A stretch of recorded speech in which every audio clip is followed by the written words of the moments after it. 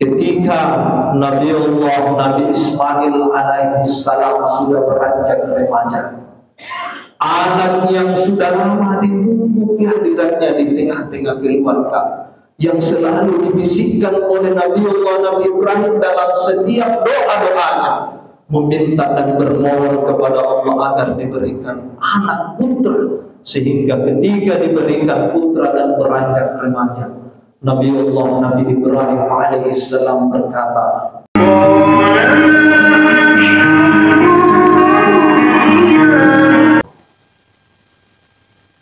Bismillahirrahmanirrahim.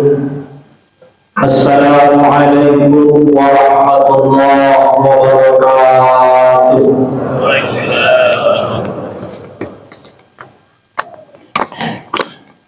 Allahu Akbar, Allahu Akbar, Allahu Akbar, Allahu Akbar, Allahu Akbar, Allahu Akbar, Allahu Akbar, Allahu Akbar, Allahu Akbar, Allahu Akbar kabira, walhamdulillahi katsira, wa subhanallahi bukratan wa asila.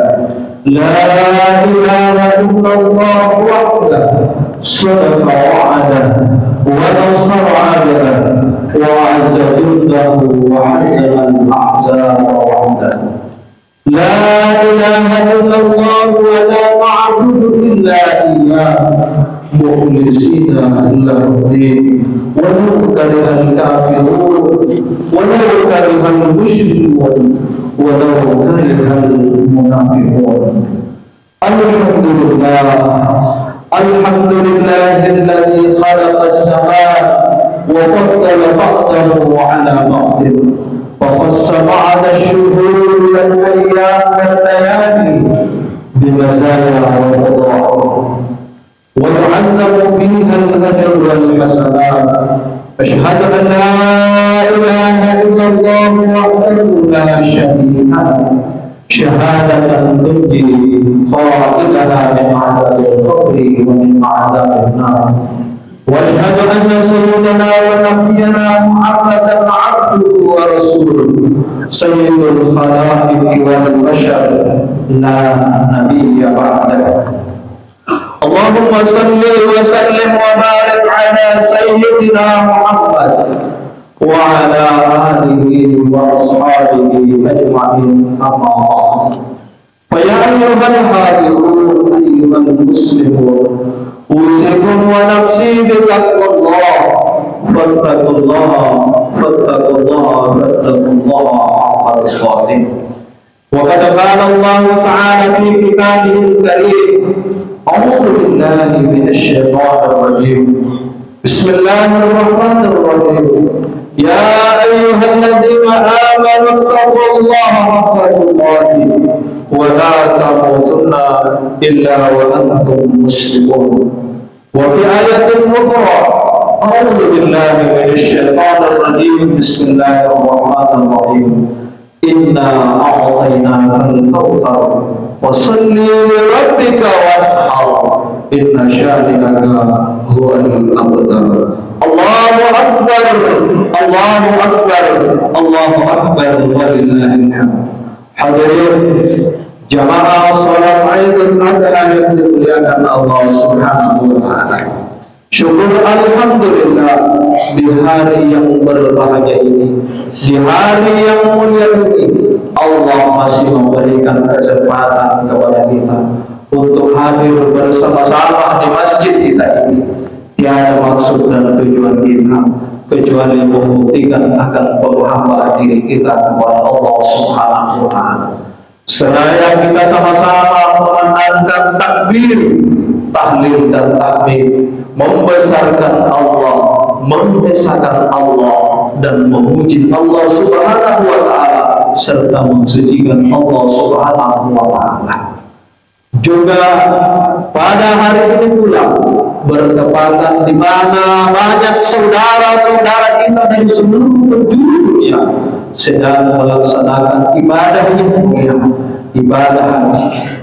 Harapan dan doa kita Mudah-mudahan saudara dan saudari kita yang sedang melaksanakan ibadah haji diterima hajinya oleh Allah Subhanahu wa Ta'ala dan kembali ke kampung, ke rumah dan keluarga masing-masing dengan mendapatkan predikat haji yang mabrur, haji yang mabrurah. Amin amin ya rabbal alamin.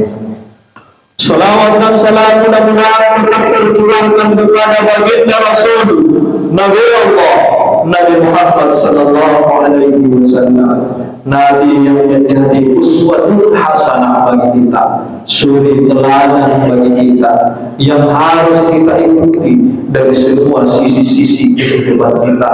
Teladan kita adalah baginda Nabiuna Nabi Muhammad sallallahu alaihi wasallam, sehingga di akhirat kelak nanti ketika kita melaksanakan ajarannya, ketika kita mengikuti sunnah-sunnahnya, ketika kita memperbanyak salawat kepadanya, insya Allah di akhirat kelak nanti Rasulullah akan mengakui kita sebagai umatnya. Allahu Akbar, Allahu Akbar, Allahu Akbar, walillahil hamd. Jamaah salat Idul Adha yang dimuliakan Allah, tanpa pula melalui mimbar ini, melalui pertemuan ini, saya mengajak pribadi, marilah kita selalu meningkatkan kualitas takwa kita kepada Allah. Kita tunjukkan bahwa kita selepas Ramadan betul-betul menjadi orang-orang yang betul-betul takut kepada Allah Subhanahu wa Ta'ala, takwa kepada Allah Subhanahu wa Ta'ala. Kita betul-betul berusaha mulia akan ketakwaan kita di sisinya. Jamaah yang dimuliakan Allah Subhanahu wa Ta'ala, pada hari ini adalah hari raya Idul Adha, juga dikenal dengan hari raya Kurban. Kenapa? Karena tidak terlepas dari pelaksanaan penyembelihan hewan kurban. Berbicara dengan hari raya Idul Kurban, berbicara tentang penyembelihan hewan kurban, juga tidak terlepas dari sejarah atau kisah yang sangat mulia yang diabadikan di dalam Al-Quran pada surah As-Saffat yang dibaca tadi imam kita. Terdapat pada ayat 102 Allah Subhanahu wa Ta'ala berfirman, A'udzu billahi minasyaitonir rajim, Bismillahirrahmanirrahim. Falamma balagha ma'ahu as-sa'i qala ya bunayya inni ara fil manami anni adbahuka fanzur madza tara. Qala ya abati if'al ma tu'mar satajidni insyaallah minas sabirin. Apa maknanya ayat ini? Ayat ini sering kita dengar di setiap Idul Adha, di setiap peringatan hari raya Kurban.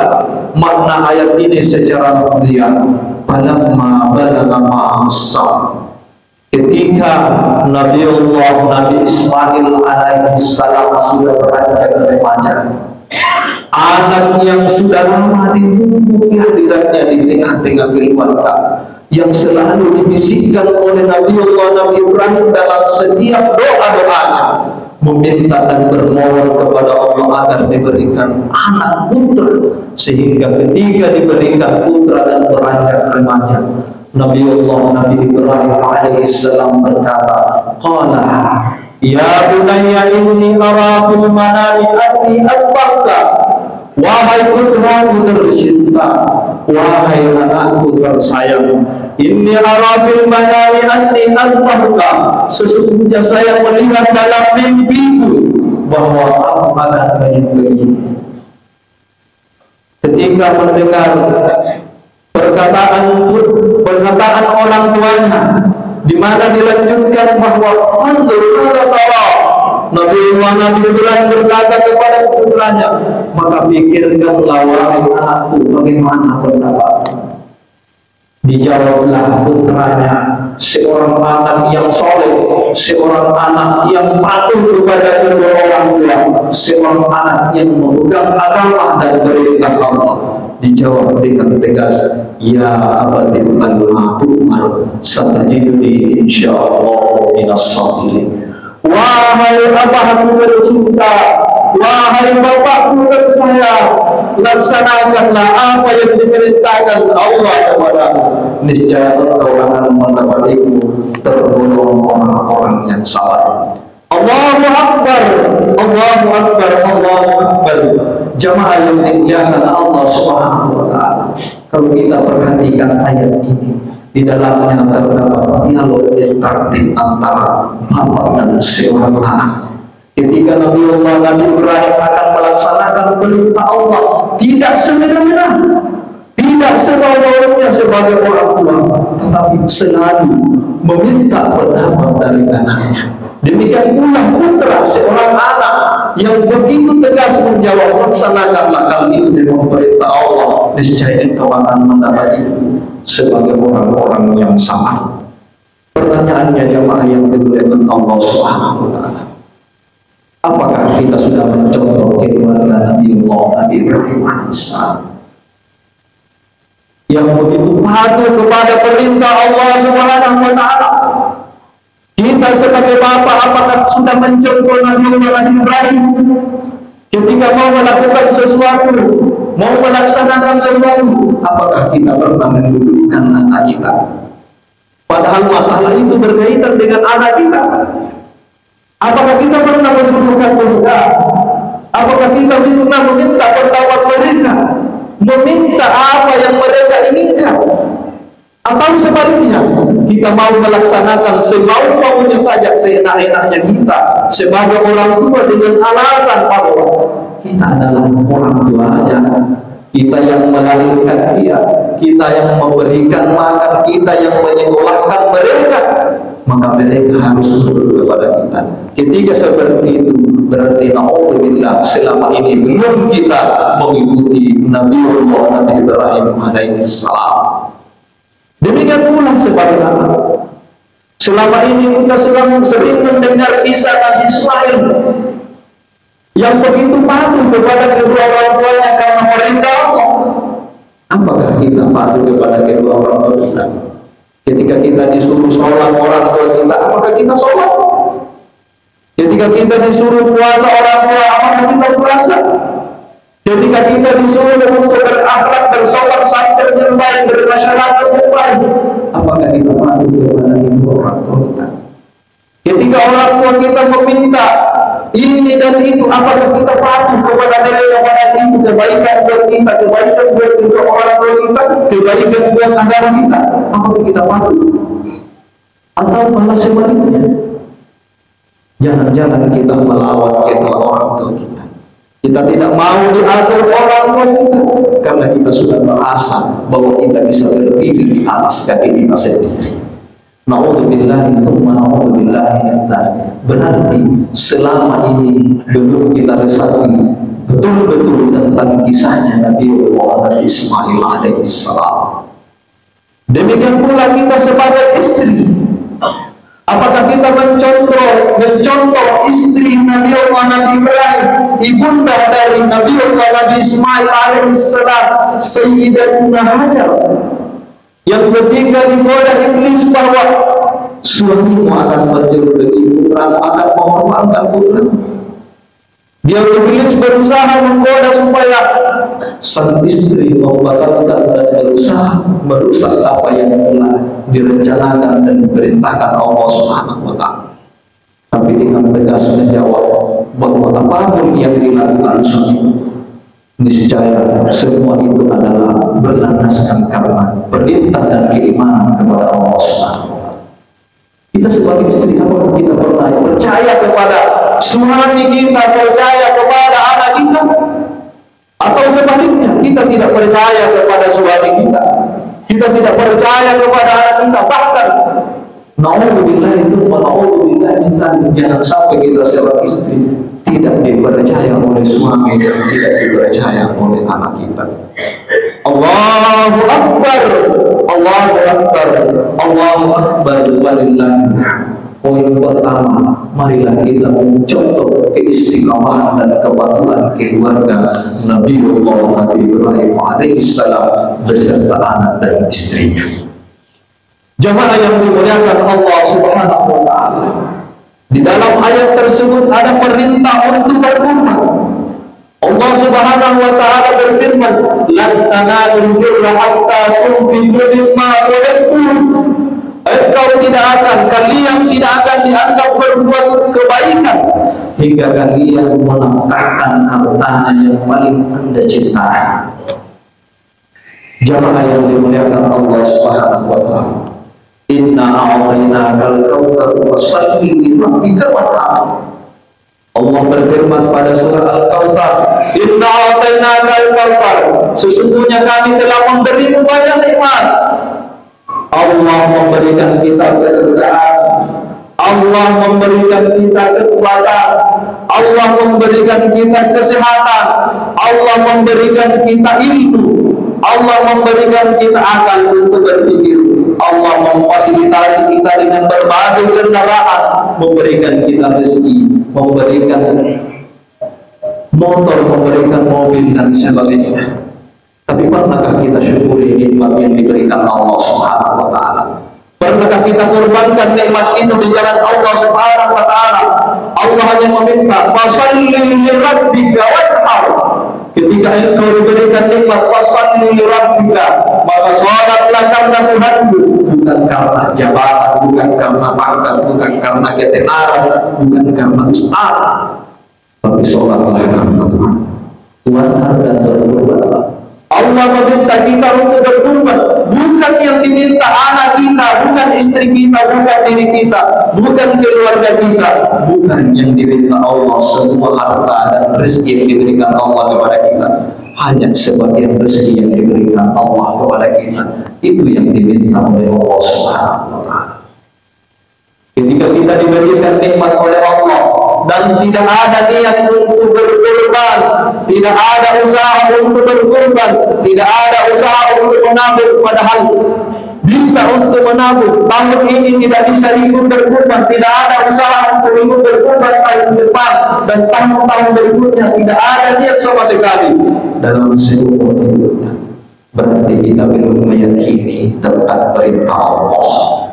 Berarti ayat-ayat Allah yang selama ini kita baca, kisah Nabi Ibrahim dengan putranya, anjuran Rasulullah Sallallahu Alaihi Wasallam tentang berkorban, berarti belum kita yakini seyakin-yakinnya. Rasulullah Sallallahu Alaihi Wasallam pernah bersabda, "Man kana lahu sa'atun wa lam yudhi fala yaqrabanna musallana." Barang siapa yang diberikan belakangan rezeki oleh Allah Subhanahu wa taala, namun tidak ada usaha untuk berkorban, maka janganlah ia mendekati tempat sholat kami. Allahu Akbar, Allahu Akbar, Allahu Akbar, walillahillah. Jamaah yang dimuliakan Allah Subhanahu wa taala. Yang ketiga yang perlu saya sampaikan, bahwa di akhir kisah Nabi Ibrahim dengan putranya Nabi Ismail alaihissalam, Allah Subhanahu wa taala berfirman pada surah As-Saffat ayat 107, "Wa fadainahu bidhibhin 'adzim." Bahwa kami menggantikan Nabi Ismail alaihissalam dengan sembelihan yang besar, dengan hewan kurban yang besar. Apa hikmah yang bisa kita petik dari ayat ini?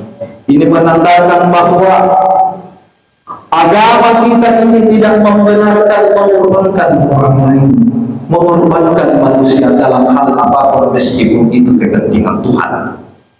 Yang diperintahkan agama kita adalah berkorban, bukan mengorbankan orang lain.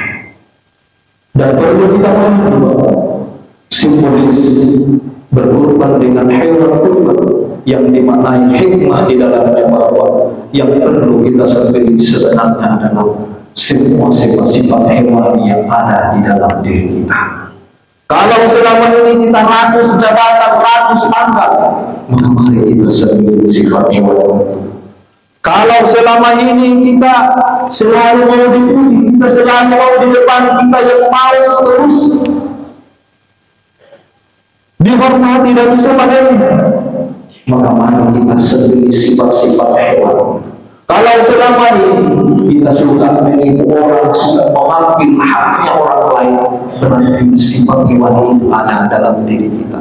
Maka sifat hewan ini mesti kita sembelih pada hari ini, dan mudah-mudahan ketika kita sembelih kita tergolong orang-orang yang betul-betul terarah hidup kita betul-betul bertakwa kepada Allah Subhanahu wa Ta'ala. Kalau selama ini kita tidak nyaman kalau orang tidak kita panggil Pak Haji, orang tidak panggil kita berhaji, maka itu termasuk bagian dari sifat hewan yang harus kita sendiri.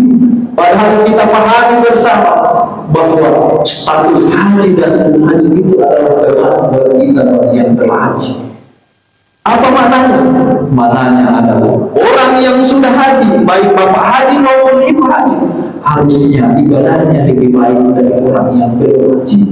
Harusnya tutur katanya lebih baik daripada yang belum haji. Harusnya akhlaknya, sopan santunnya lebih baik daripada yang belum haji. Maka janganlah kita risih ketika kita tidak dipanggil dengan panggilan status haji, karena sejatinya itu adalah beban buat kita. Allahu Akbar, Allahu Akbar, Allahu Akbar. Poin terakhir adalah marilah kita berkurban, bukan mengorbankan orang lain. Sebagai kesimpulan dari khutbah kita pada pertemuan kali ini, jamaah yang dimuliakan Allah Subhanahu wa Ta'ala, pertama adalah marilah kita mencontoh keluarga Nabi Ibrahim alaihissalam yang begitu patuh dan tunduk kepada ajaran agama, patuh kepada perintah Allah Subhanahu wa Ta'ala. Marilah kita sebagai bapak menjadi Ibrahim di masa ini yang selalu mendiskusikan dan membicarakan dengan anak kita apapun yang kita lakukan, termasuk di dalamnya hal-hal yang berkaitan dengan anak putra putri kita. Marilah kita sebagai anak menjadi Ismail di masa kini yang patuh kepada kedua orang tuanya, yang memang sudah sangat sulit kita dapati di masa sekarang ini. Patuh kepada kedua orang tua, yakinlah dan seyakin-yakinnya apa yang diperintahkan, apa yang diarahkan oleh kedua orang tua kita, pasti itu adalah kebaikan buat kita, kebaikan buat kedua orang tua kita, dan kebaikan buat agama kita. Demikian pula sebagai istri, marilah kita menjadi Siti Hajar di masa kini yang mencontoh patuh kepada Allah dan percaya kepada suami dan anaknya, bukan malah sebaliknya. Yang terakhir, jamaah yang dimuliakan Allah Subhanahu wa Ta'ala, kesimpulan terakhir adalah marilah kita berkorban, bukan berkorbankan orang lain. Barakallahu li wa lakum fil Qur'anil azim wa nafa'ani wa iyyakum bima fihi minal ayati wa dzikril hakim. Aqulu qawli hadza wa astaghfiruhu innahu huwas samiul basir. Bismillah.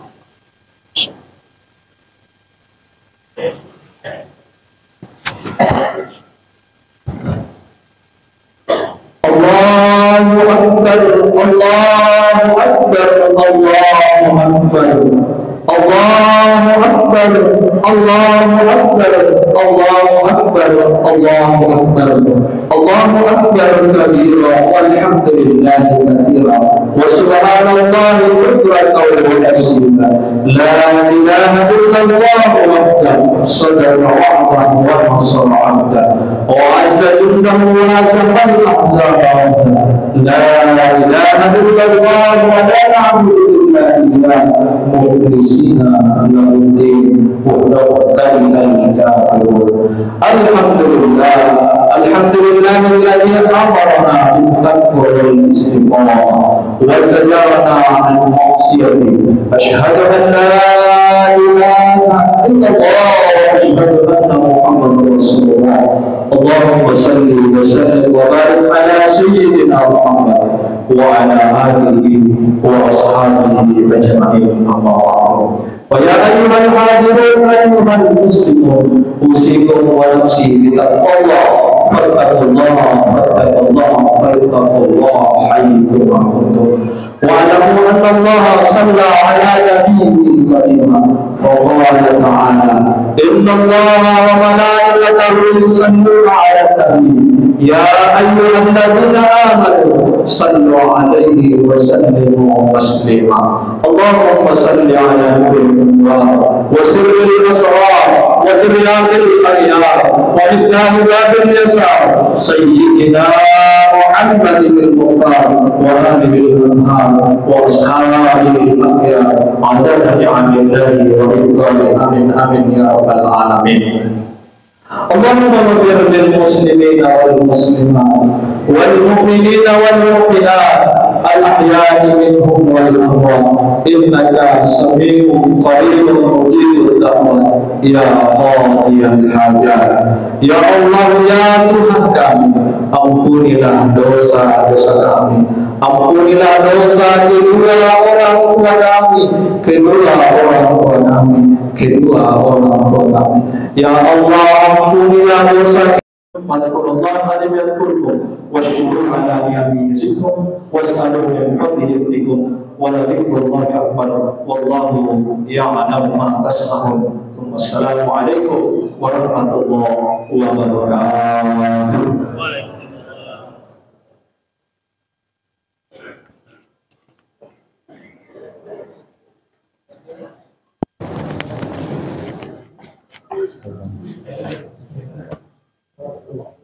Iya.